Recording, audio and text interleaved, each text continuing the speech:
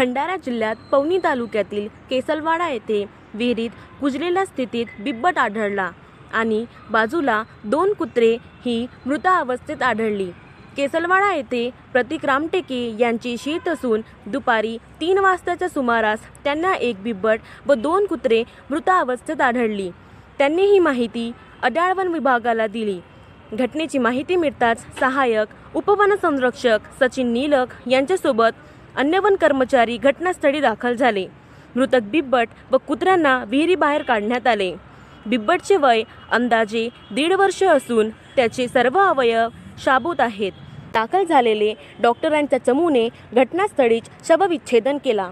पुढील तपास उपवन संरक्षक राहुल गवई, सहाय्यक उपवन संरक्षक सचिन नीलक यांच्या मार्गदर्शनात अड्याळचे वनक्षेत्र अधिकारी विवेक यावतकर, बीट रक्षक संदीप भुसारी, निलेश श्रीरामे करीत आहेत। महाराष्ट्र लाईव्ह न्यूज तालुका प्रतिनिधी नितीन वरगंटीवार, अड्याळ, पवनी।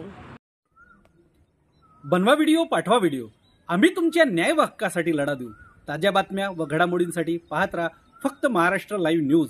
आजच आमच्या चॅनलला सबस्क्राईब करा, शेअर करा, कमेंट करा आणि हो, बेल आयकॉन दबायला विसरू नका। जय महाराष्ट्र।